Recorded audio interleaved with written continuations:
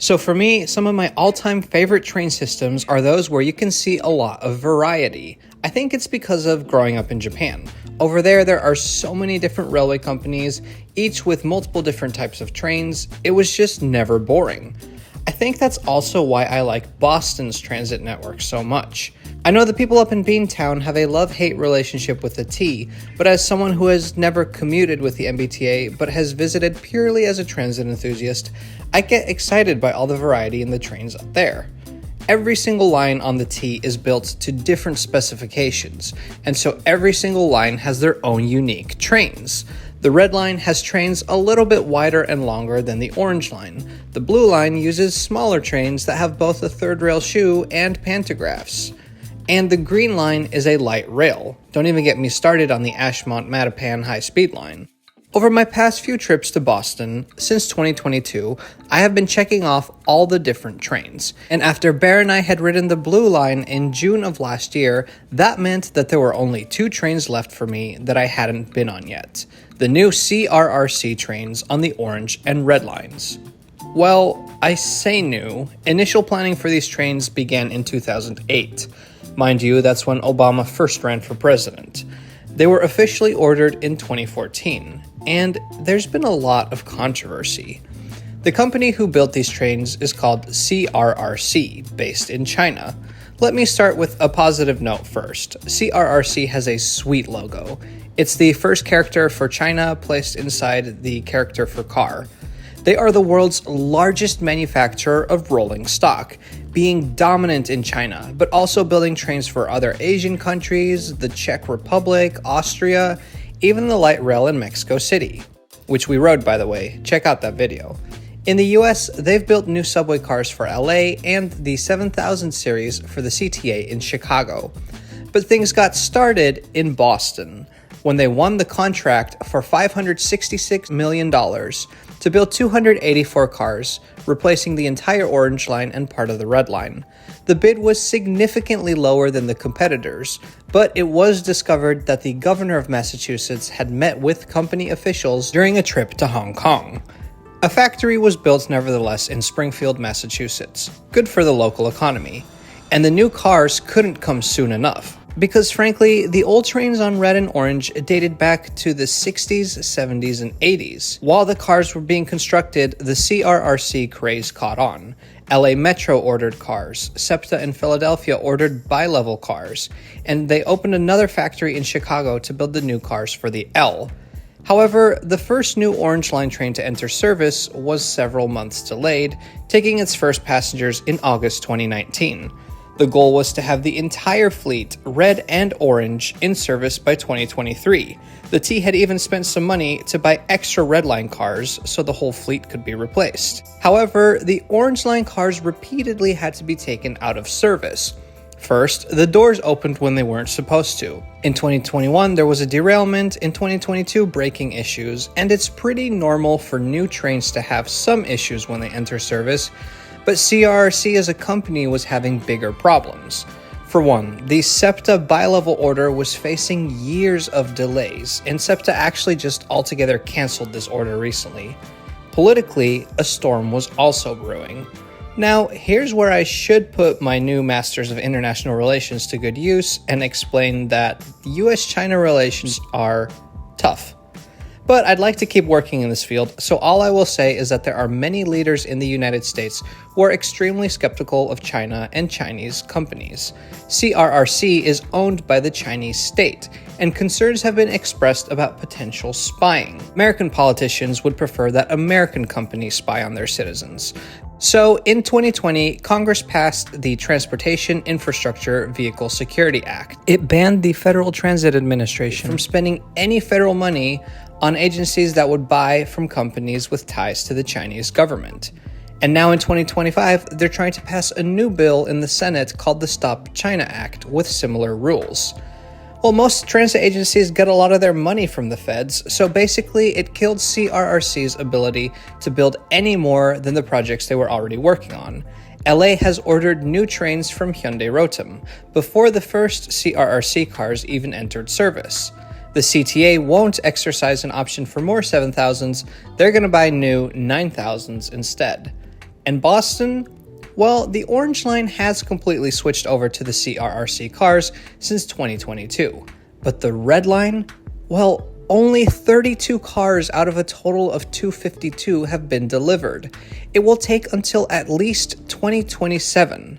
And because of the pandemic and tariff-related issues, the cost of the contract has surpassed $1 billion. But enough about that. We're finally going to ride them, cross them off our list. And I'm starting with the easier one, the Orange Line. Hey everyone, welcome to a brand new Trains Are Awesome video. I'm Tom and I'm in the Back Bay neighborhood of Boston, Massachusetts. I'm going to ride the Orange Line right now. The last time I rode the Orange Line was 2 years ago, and back then it was mostly just the old trains that were running around. Now the entire fleet has been replaced and it's all the new CRRC trains. CRRC, of course, is a Chinese company, and here in the States it's a very controversial manufacturer. Now the MBTA is also a very controversial operator, so these trains are maybe not the most liked trains in the United States. I want to ride them anyways, kind of compare them to some of the other new subway trains that we're seeing across the United States. Let's go. So these trains have been in service since 2019, and they fully replaced the old trains since 2022.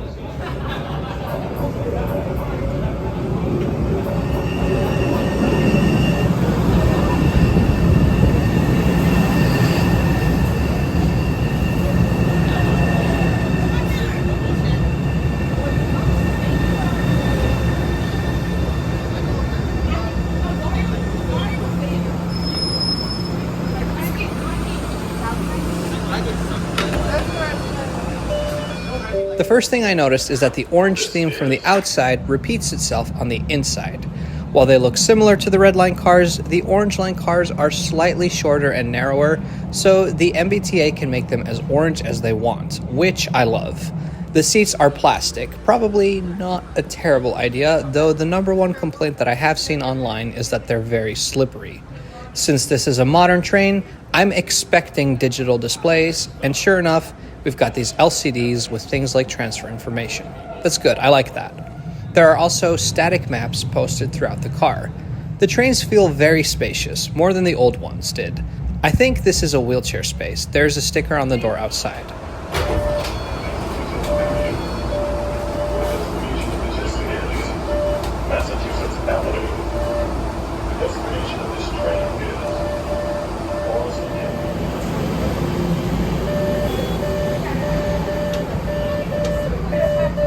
Unfortunately, they do not have open gangways, which is a missed opportunity. You know, it's going to be really interesting to have this group of trains in the country that will only exist for a single generation. It has to be said, though, now that the kinks have been worked out, the MBTA says the trains are performing well, with an average 114,000 miles between failures. I don't have any real complaints, really. They're good for short rides. I think they're very comparable to something like the R211 in New York City.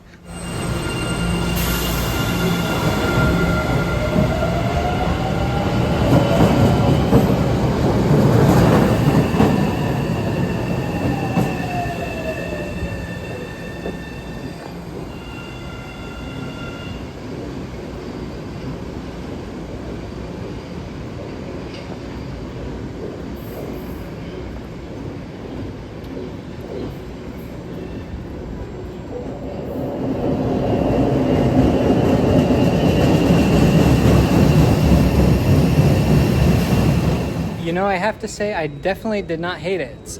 It's a modern train. It's basic, but it kind of reminds me of the trains in Asia and Europe, and I do like that there are a lot of accessibility features on it. Anyways, I gotta get back to South Station. That's where Bear is waiting for me, and since I'm at Ruggles anyway, why not just take commuter rail? There's a train coming in like 3 minutes.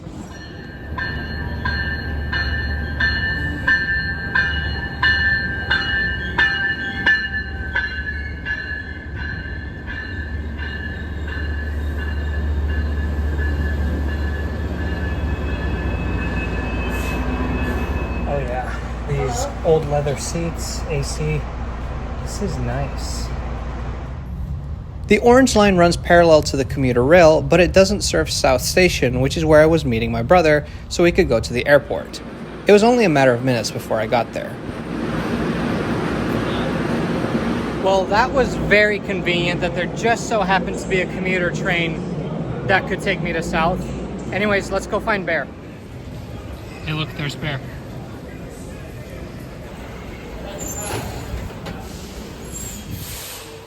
And I know this video is about the CRRC trains, but technically there was another change in vehicles that I hadn't experienced yet.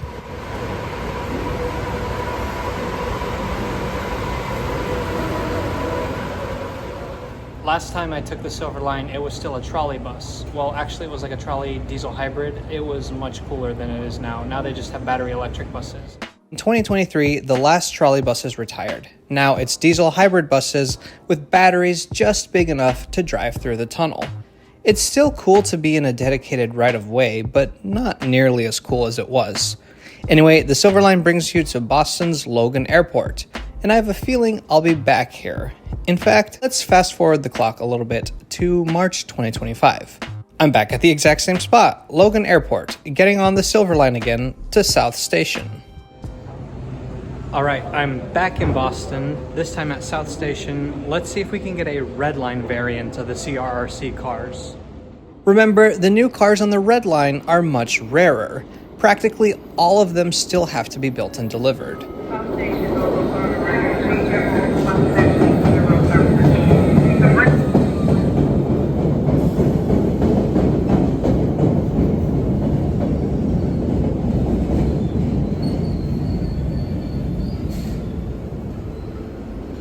I have about an hour, so my strategy is to ride the Red Line one stop at a time, never straying too far away from South Station, and hoping that I get lucky.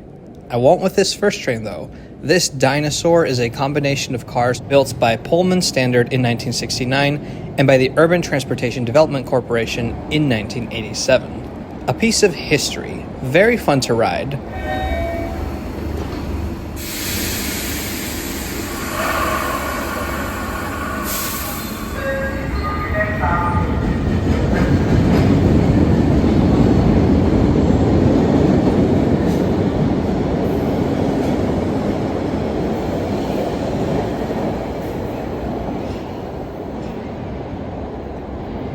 But it's not what we're looking for right now. Maybe I'll have some luck at Broadway Station. Nope, that's a Bombardier train, built in 1993.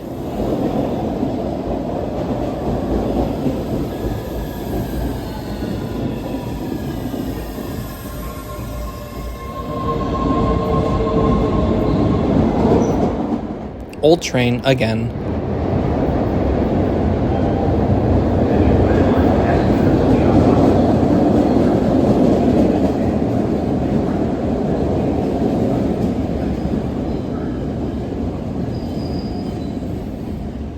I relocated to the Charles MGH station, with my time soon running out.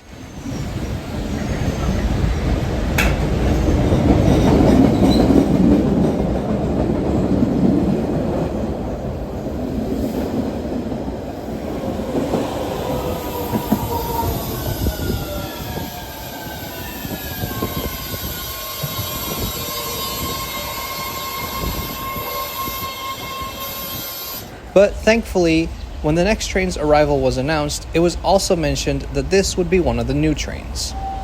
Attention passengers, the next train now approaching with all new Red Line cars.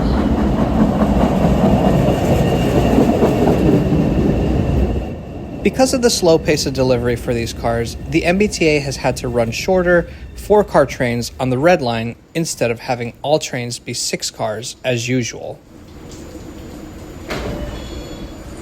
This is Charles MGH. The destination of this train is Ashland.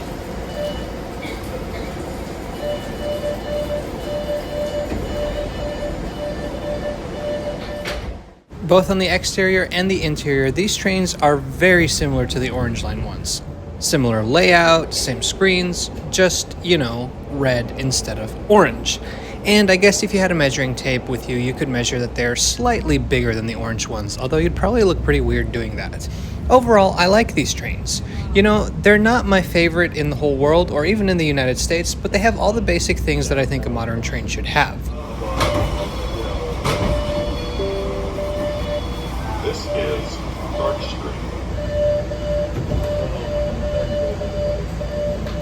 It's unfortunate that from the moment the contract was signed until the last train is delivered, it'll have been 13 years, but at least commuters in Boston now have a more modern way to commute.